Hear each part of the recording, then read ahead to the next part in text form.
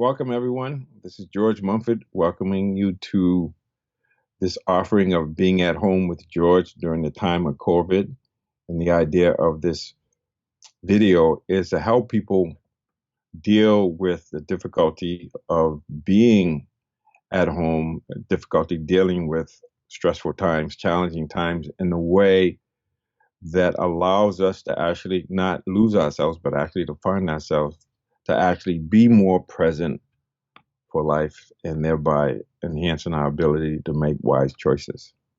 And when I reflect on my own experience day to day, I'm reminded of the teachings of Thich Nhat Hanh, who was the Zen monk from Vietnam that back in the day, years ago, I studied and practiced using some of his teachings about being being present in the moment and using the body and using the breath. And he would say things like, the miracle of mindfulness or pieces in every step. But it was really a simple practice of just noticing that the breath is always available to us and that it was a really good technique to allow us to center ourselves into the moment, that we could actually program ourselves. And I've been doing this for years without realizing that it was one of his teachings. It's just being what I call being in the body, and sometimes just sitting and consciously breathing and just being with the breath, allowing ourselves to breathe in and breathe out and feel the entire body, or just to slow ourselves down to really get grounded in life as it is, because that is the challenge: is how do we say yes to this very challenging, difficult times? How do we make space for the hurt and the hope? And part of that begins with being in the moment. That's what it comes down to. We can manage each moment, moment to moment.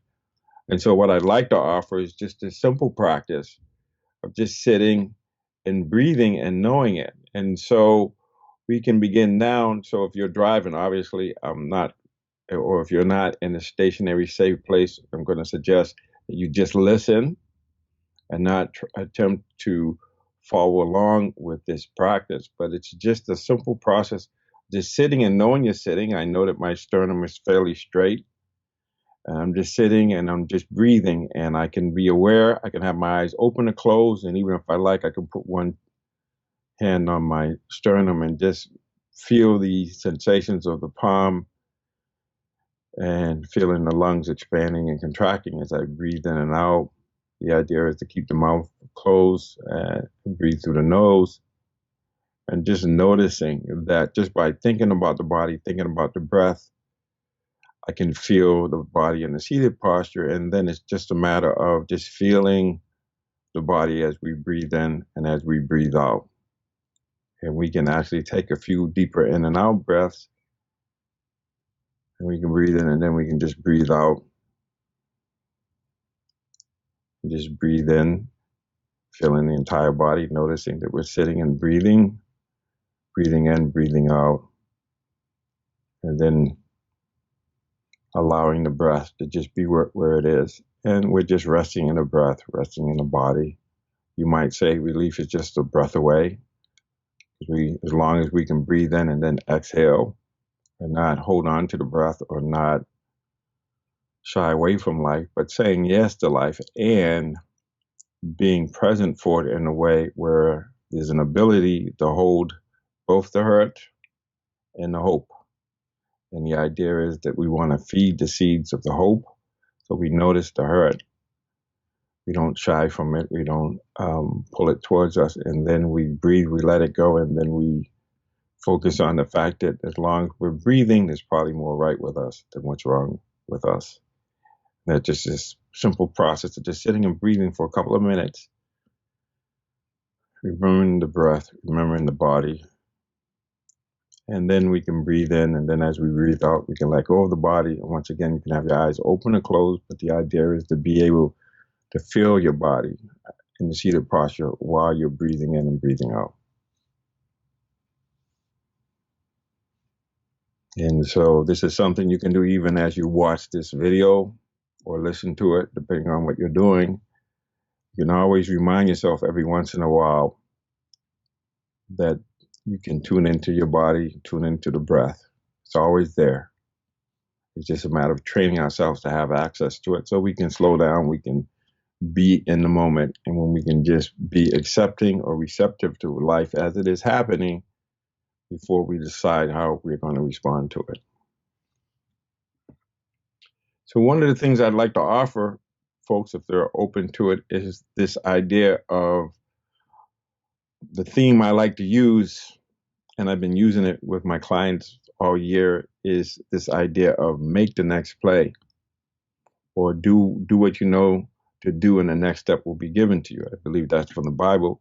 So what am I talking about here? What I'm talking about here is this idea of, instead of being so worried about repeating the past or anxious about what's going to happen in the future, it's not that we don't have our eyes on the future or where we're going, but it's really more about not losing the present.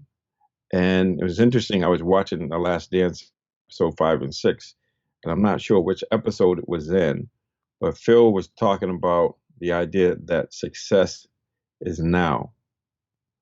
And so people have this idea, okay, I'm successful. Yeah, you're successful. That's an ongoing term, but you had success in one activity, one event, one period of time. And then the idea is to sustain that success. And the way that you sustain that success is only through each moment being successful, or each moment building to a moment where you can identify a successful event, occurrence, outcome. And so to me, I think that this idea of being in the moment, as hokey as it sounds, is what it's about. And it's interesting because when I think about that process that we were engaged in, I think Phil was absolutely right. Me being with the team from 93 to 98, and then moving beyond that to the Lakers, I believe that when I was going through, especially The Last Dance in 98, but we had a championship in 96, 97, then 98 to 99. So then worked in 2000, 2001, 2002 with the Lakers, taking the show to the Lakers. In that 7-year period, I was involved in 6 NBA championships. And it never dawned on me until later when I look back on it. And I said, oh my goodness, look at that. And the reason that is because once you win a championship, you might have a week or two, but then you have to restart. You got to be successful, going forward. And so when you're doing that, and when you're in the flow of what's happening, when you're embracing life as it is, and then making choices that are wholesome, and some choices are not so skillful.